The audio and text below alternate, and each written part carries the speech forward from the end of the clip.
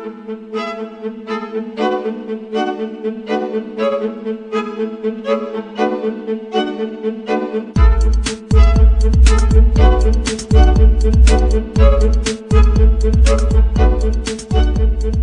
me tell you about Codex Alimentarius.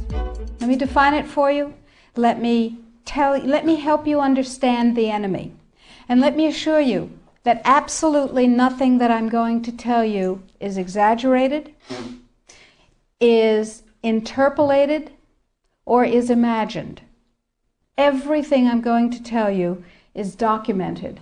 And a great deal of it is documented on my website, which is www.healthfreedomusa, one word, healthfreedomusa.org. Let me back up and tell you that I've been watching Codex come toward us for about the last decade.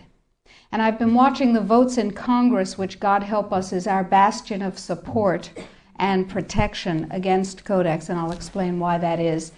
I've been watching the votes to protect our health freedom dwindle until finally in the 109th Congress, without a good deal of activity, we didn't have the votes to protect us.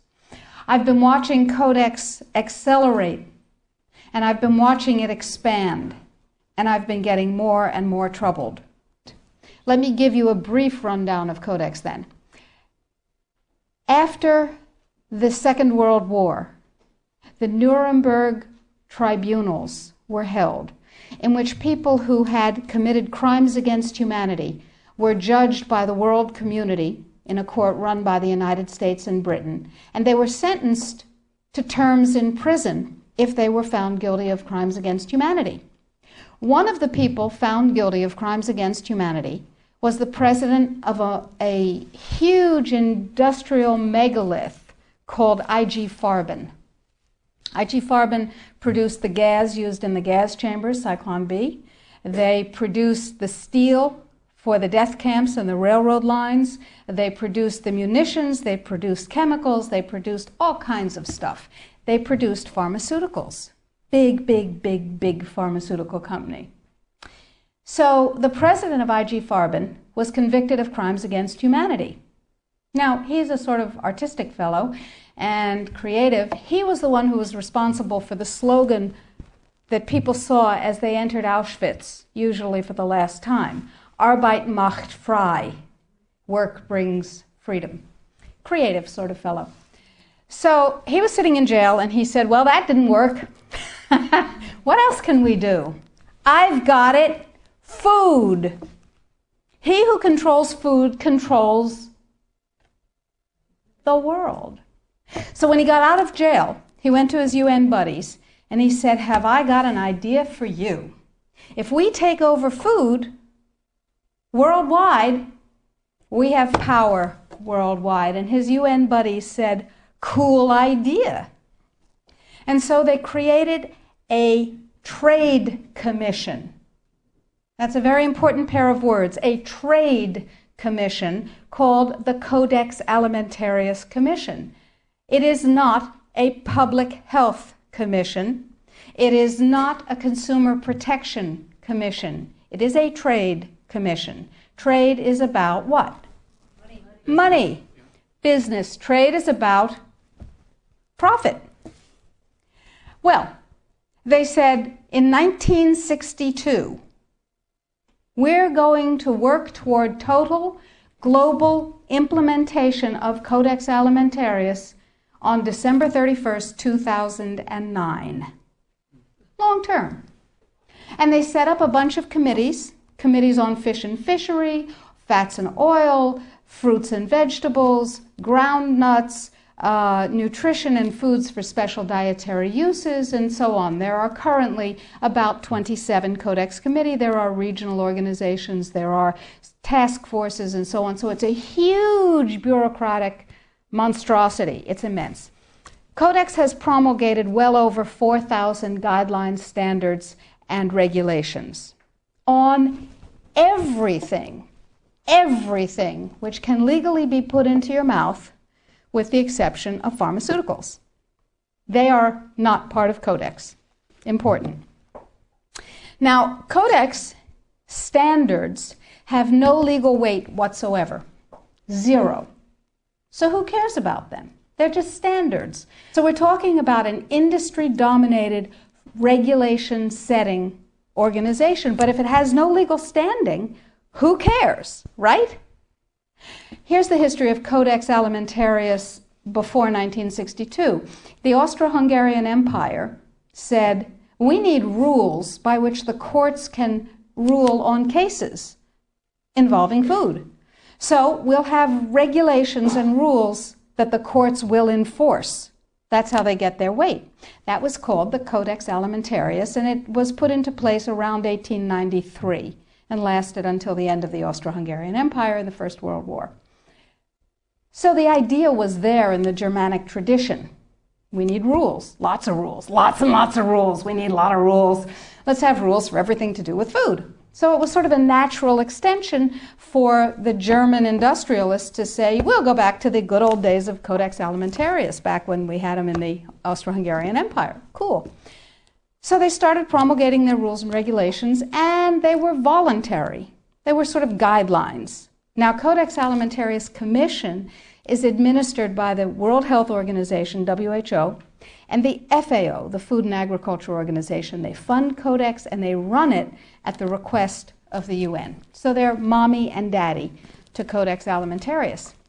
And that's very interesting because they're supposed to be about health and food worldwide. Some conflicts of interest that we'll talk about. So Codex started promulgating regulations and rules, and the way that's done is that the committees work up a rule, a standard, a guideline, a regulation, and then they get it to what's called Step 8, which is the final step in their administrative process, and then it's presented to the Codex Alimentarius Commission for ratification, like the vitamin and mineral guideline was presented to the Codex Alimentarius Commission on July 4th this past summer. It was ratified, it was approved by consensus, and it is now, despite the propaganda that you're going to hear, if you ever hear about it in the media, it is now mandatory upon any member country of the WTO, the World Trade Organization. Well, what in the world do they have to do with it? And the answer is everything. The World Trade Organization, you see, accepted Codex when the World Trade Organization was formed in 1994. Okay? They said, well, how are we going to decide trade disputes around food if we don't have a set of rules? I know, we'll accept the Codex Alimentarius rules. And all the members of the WTO worldwide will, get ready for an Orwellian term, harmonize with our standards, with the Codex standards. Harmonize. I suggest you capitalize the first 4 letters in your mind. So everybody's supposed to harmonize with Codex. And when they harmonize with Codex, then if they get pulled into the World Trade Organization dispute resolution process, they have a chance of winning. Because, here's the kicker. You ready for this one? If 2 countries go into the World Trade Organization dispute resolution process, and one of them is Codex compliant, and one of them is not Codex compliant, the one that is Codex compliant automatically wins regardless of the merit of the case. People are using Codex compliance as a weapon in a much bigger economic battle. So, every country in the world is racing to do what? To become Codex compliant. So, in the United States, the situation is, okay, how do we become Codex compliant when we have laws that protect us? And you have to remember that Codex does not serve consumer well-being, does not serve health. It serves what I call the 5 bigs. Big pharma, big chema, big biotechna, big agribiz, and big medica. Little you and little me are not served by Codex in the least. So before we go forward and talk about the rest of what has to happen, let's ask what Codex does. You probably all know about the vitamin and mineral guideline that was ratified on July 4th. You may not know that although it is said that Codex guidelines, regulations, and standards which have been ratified are voluntary, they are not voluntary. That is known as a lie. They are mandatory, but they are not fully mandatory until December 31st, 2009. They're sort of kind of a little bit mandatory now, and they're totally mandatory then. Okay, so what does Codex do? Why do I care enough about Codex to close my practice and stop treating patients who came to me from around the world to help them regain their health and be radiantly well with non-toxic means, which is a very satisfying thing to do. I love it. And it also provided me with an income. That was nice. Why am I concerned enough? Okay, let's talk about the vitamin and mineral guideline first. In 1994, here in the United States, DSHEA, the Dietary Supplements, Health and Education Act, was passed, which classifies nutrients and herbs as foods. As foods, you can set no upper limit on them. You cannot set an upper limit on lettuce, lamb, or rutabagas, and similarly, you cannot set an upper limit on vitamin C, echinacea, ginkgo biloba, vitamin D. And access to nutrients is freely given to us. We are allowed to have any nutrients we want because, and this is a very important point, under common law, anything not forbidden is permitted. Codex, on the other hand, is a Napoleonic Code law system. Under Napoleonic Code, anything not permitted is forbidden. That's called a positive list. So, vitamins and minerals. In 1994, we passed DSHEA. Nutrients are foods. We can have as much of them as we want. It's our business. In 1994, Codex, with no notice here in this country whatsoever, declared nutrients, put on your intellectual seatbelts, declared nutrients to be toxins. They're poisons. Dangerous industrial poisons. As poisons, we have to be protected from them.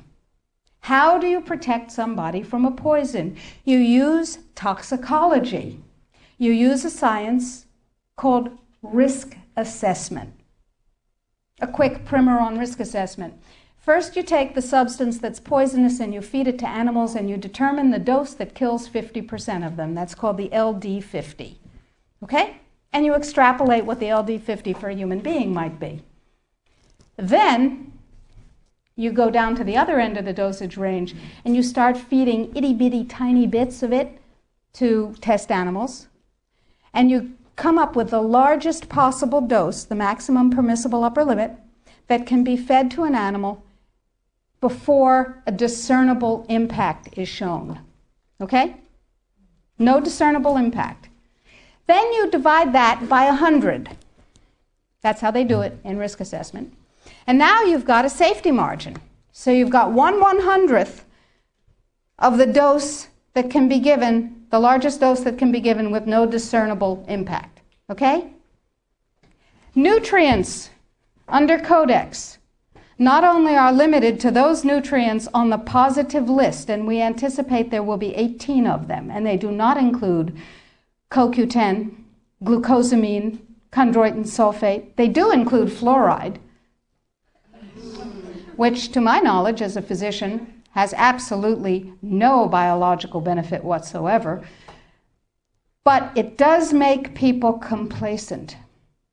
Fluoride was first used in the Gulag because it was discovered that prisoners who were fed fluoridated water were complacent and you could do anything you wanted to them. They were easy to manage. So you have 18 nutrients.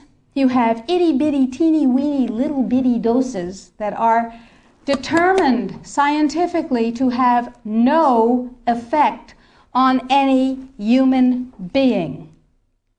Now, in this country, we have a problem. We have déchets. We got to get rid of déchets in order to harmonize with Codex.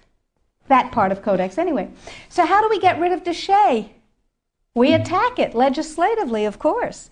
And there are 5, count them, 5 bills currently before Congress designed to overturn, gut, invalidate, and otherwise get rid of déchet.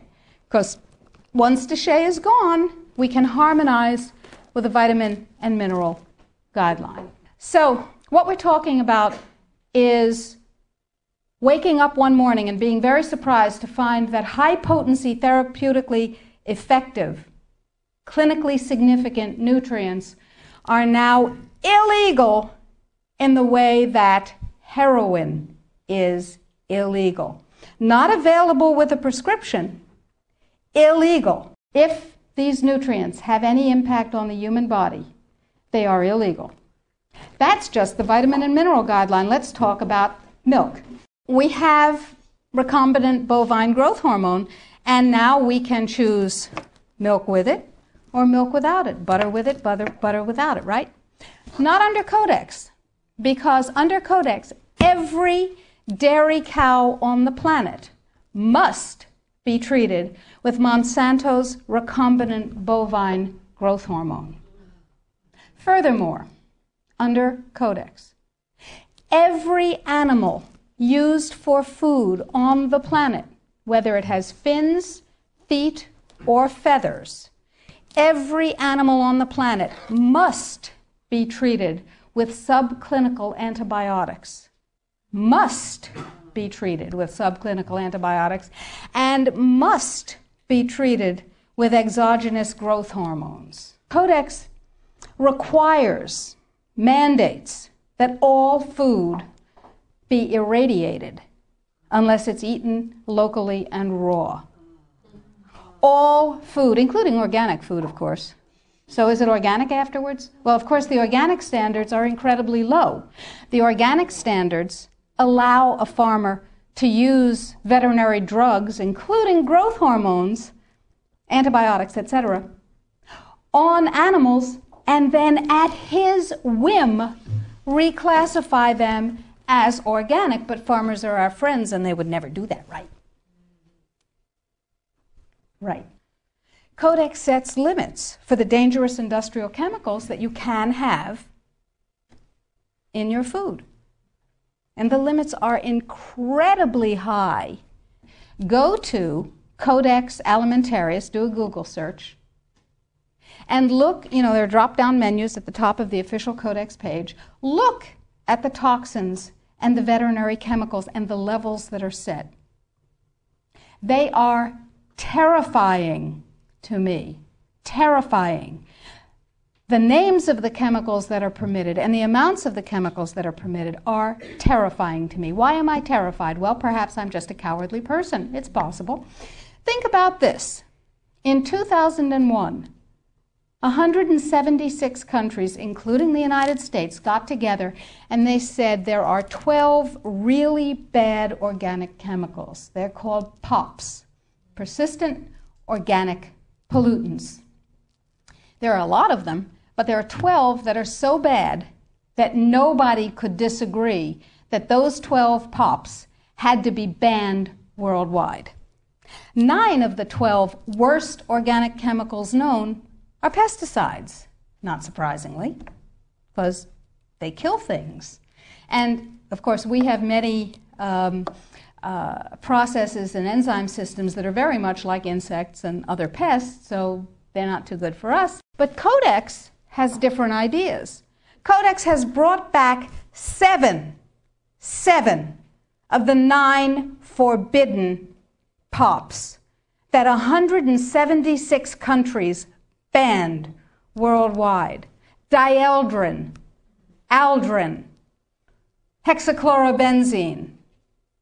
And the food that is imported from other countries that contains these substances cannot be stopped at our borders because otherwise it would be, God forbid, a trade violation. That's how Codex works.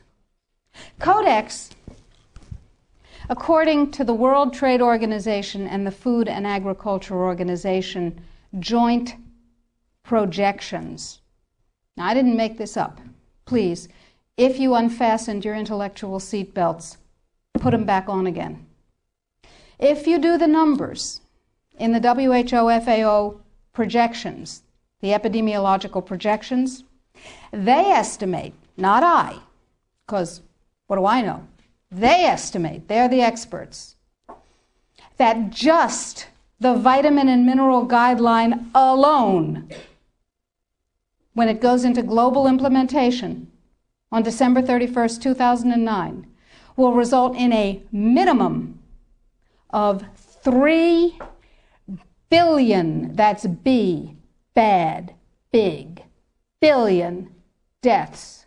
1 billion through simple starvation. Those folks who die are not particularly economically successful from the point of view of the corporations. When you're starving to death, how much good can you do when the issue is how much can you buy? Not a lot. Forget them. But the next 2 billion, they will die from the preventable diseases of undernutrition. Cancer, the single most profitable condition ever known to humankind. Cardiovascular disease, a good second. Diabetes, pretty good producer. And a whole host of other preventable diseases. Who will die? Who knows? Who will live? Probably those people who are wealthy enough and powerful enough to have their own pushers of clean food and nutrients. That's who will live. You and I? Probably not. Our children? Probably not. Our grandchildren? Probably not. So we're talking about food regulations that are in fact the legalization of mandated toxicity and undernutrition. It will be illegal if there's a famine in, wherever there's a famine, to ship high nutrient density biscuits to that country. And it will be illegal to distribute them. That's what we're talking about.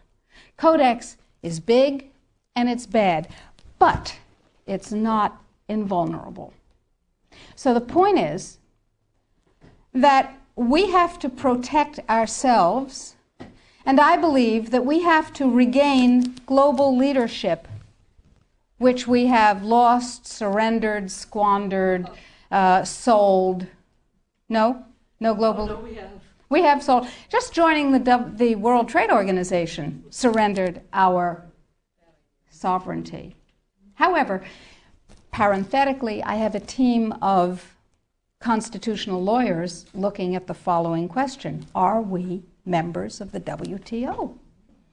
Because if you remember from high school civics, the way you get a treaty to be a real treaty is to have it ratified by a 2/3 majority of the Senate. And the way we got into the WTO was they passed a law allowing Bill Clinton to fast-track us into the WTO. That's not a treaty. We're not in the WTO. All right. Yeah. Now, that's a piece of the battle. Tell George. We will tell George, but I don't think he's going to be relevant by the time we tell him. So that's a piece of it, but that's not going to save our lives right now, because do you know, picture in your mind a wasp or a bee trap where the insect voluntarily goes down the funnel and then can't get up out of the trap again? That's Codex. A regular law can be overturned, it can be repealed, it can be corrected by another piece of legislation. But once we become Codex compliant in any area, as long as we're members of the WTO, it can never be repealed because we have lost the sovereignty to become un-Codex compliant as long as we're in the WTO. So it's like going down that funnel and not being able to get up out of it. So it's very important that we make sure that we do not become Codex compliant. But then we'll be hit with all those big trade sanctions and the country will be destroyed economically, right? No. Remember surprise? One of the principles of war? Remember mass, where you take your strength and put it against the enemy's weakness? Well, here's what we've done. We have a team of lawyers who have spent hundreds of hours with us pro bono. These are good guy lawyers. These two gentlemen and we have spent hundreds of hours studying Codex, understanding its weaknesses, a lot of weaknesses, and constructing a strategy which will take the sucker down. It will take it down. But I need you. You are people that other people come to for information about safe, healthy food and nutrients. You are ready-made dissemination points. You are the 1,000 million, 100 million points of light. Here's what is happening.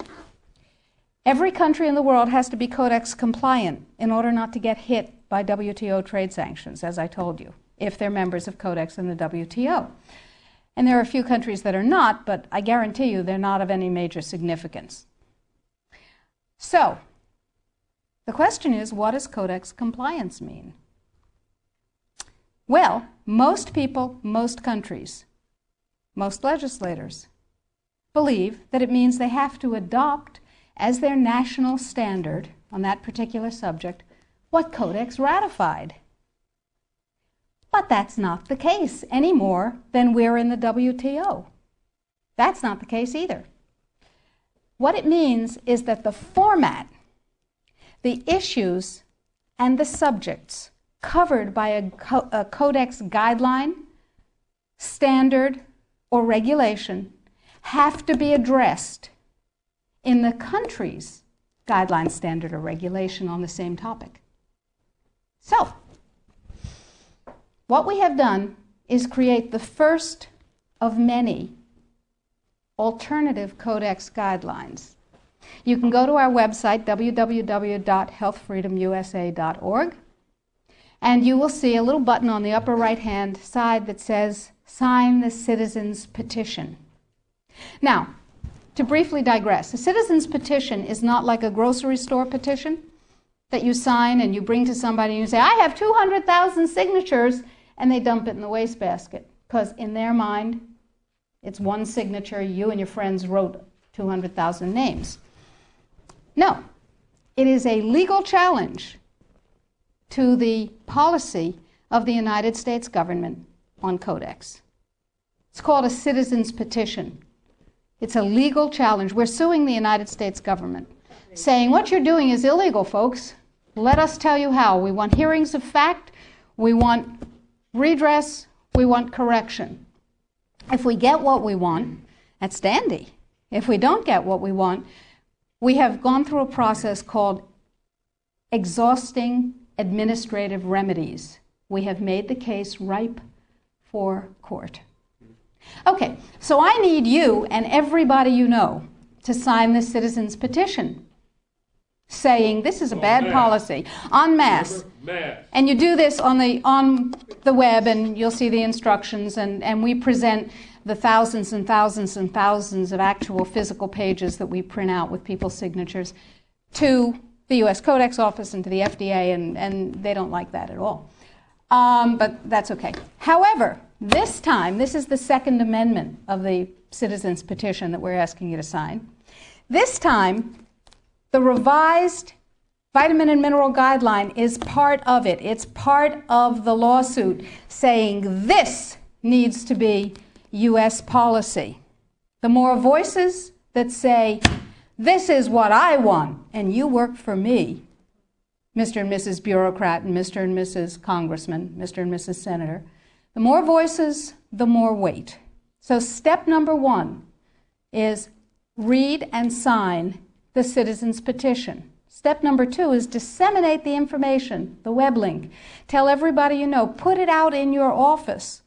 Get your patients, your friends, your neighbors, your suppliers to sign the citizens' petition. And your suppliers, the companies that you use, are going to tell you that you're out of your minds. They will tell you that Codex is not a problem. And they will tell you, anybody here have a dog? Okay. Dog owners know that you ask a dog to heel, sit, down, stay. That's Codex in this country and worldwide. Because the more people who are in Codex coma, the less trouble they have getting this through.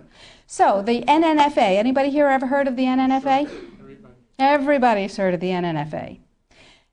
Did you know that the members of the NNFA are not just health food stores and manufacturers, but include companies with names you may have heard? Pfizer, Merck, Monsanto, Bayer, BASF, Archer Daniels Midland, Chemet, Eastman Chemical, I could go on, GlaxoSmithKline Wellcome, Wyeth Arrest, you get the idea. Why? Because after DSHEA was passed and the nutrient business burgeoned, the pharmaceutical folks said, and they're not dumb, said there's gold in them thar pills.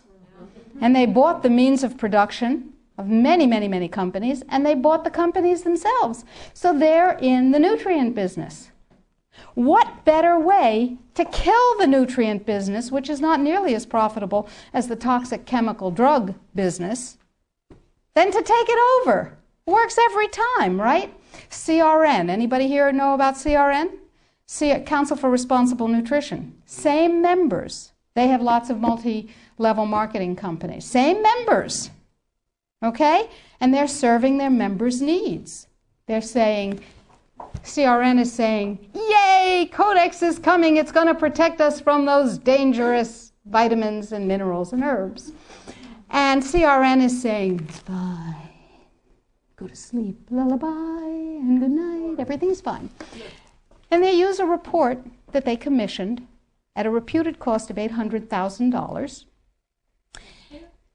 A report Sidley, Austin, Brown, and Root, a law firm in Washington, wrote a report for them. And it said, lullaby and good night. Everything's fine. It won't have an impact on the United States. Everything's fine. Sidley, Austin, Brown, and Root has one major client whose name you might know, Merck. Now, it's entirely possible that NNFA just did a spectacularly bad job of due diligence, or not. Anyway, the report says everything's fine, everything's dandy, no problem, we've got DSHEA. Yeah, sure we do. Now let's talk about Australia. Remember, 5 laws before Congress to overturn DSHEA. And you can write to Congress on the website. The click of a mouse. I call it riding the freedom mouse. It's called security. Now, Congress uses a multiplier of 13,000 to 1.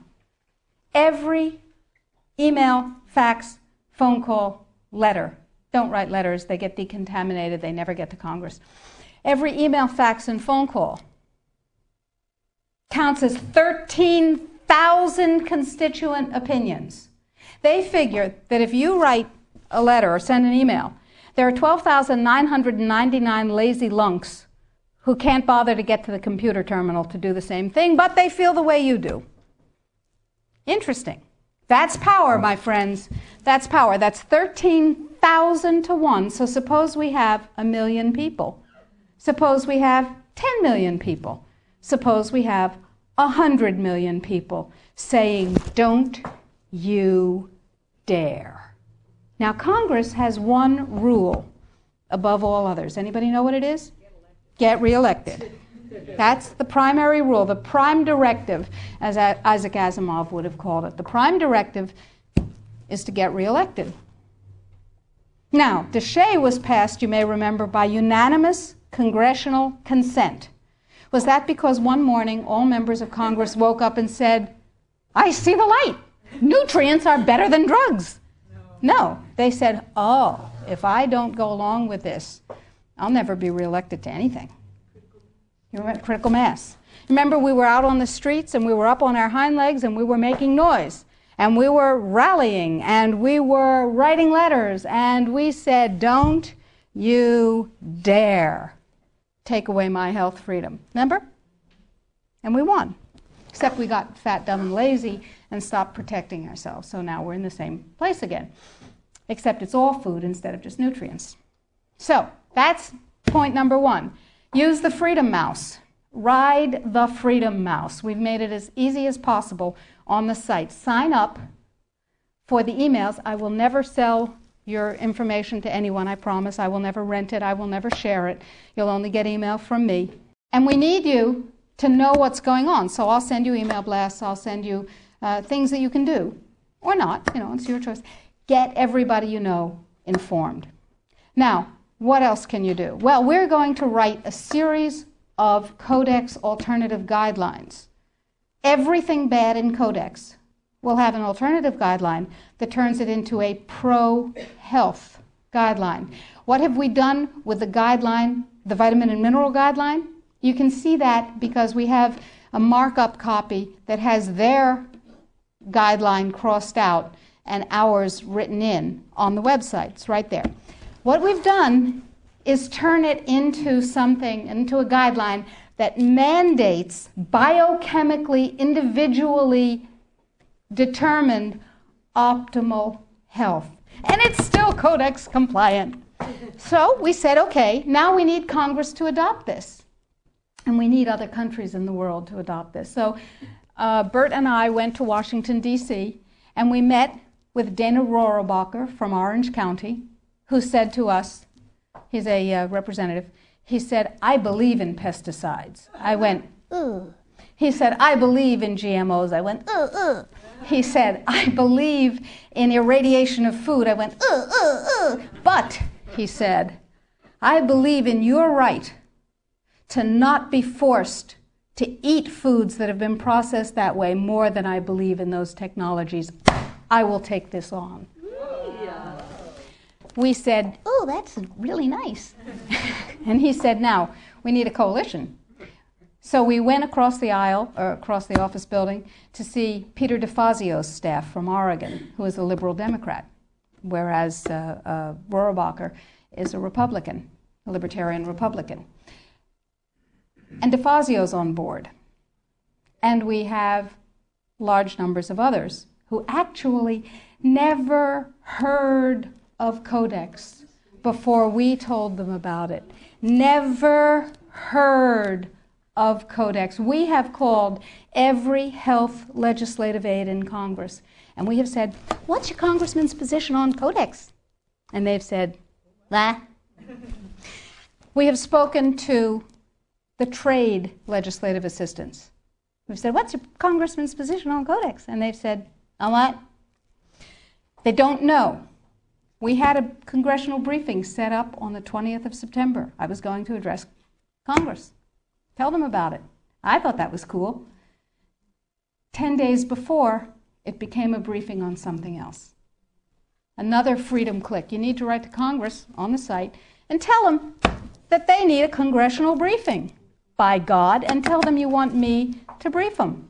They don't know. They've never heard of it any more than the general public has heard of it. Gee, how'd that happen? Who knows? Every negative part of Codex can be overturned by a guideline, a regulation, or a standard that is positive. So we need your help, because the United States leadership in this guideline and all the positive guidelines to follow is what's going to literally save the population of the planet and save your jobs and your children and your families and mine. Thank you.